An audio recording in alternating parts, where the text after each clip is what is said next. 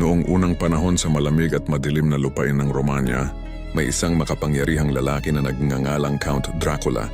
Siya ay kilala bilang isang marangal na pinuno noong siya'y tao pa, matapang sa digmaan at handang ipagtanggol ang kanyang nasasakupan laban sa mga kaaway. Ngunit isang trahedya ang bumago sa kanyang kapalaran. Isang gabi, habang siya ay nasa digmaan, nakatanggap siya ng maling balita.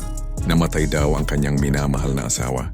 Dahil sa matinding lungkot at galit, isinumpa niya ang langit at itinakwil ang Diyos.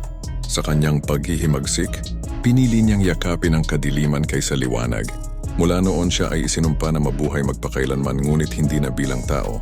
Si Dracula ay naging isang nilalang ng gabi at tinawag siyang isang vampira. Hindi na siya kayang lupulin ng panahon, ngunit kailangan niyang uminom ng dugo ng tao upang manatiling buhay. Natatakot siya sa liwanag ng araw at sa banal na simbolo tulad ng krus.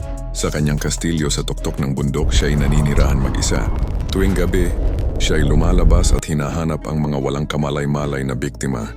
Marami ang naglaho sa kanyang lugar at ang kanyang pangalan ay naging simbolo ng takot.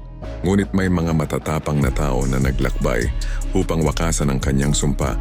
Ayon sa alamat, ang tanging paraan upang mapatay ang isang tulad niya ay ang pagtusok ng kahoy na tulos sa kanyang puso habang siya ay natutulog sa kanyang kabaong.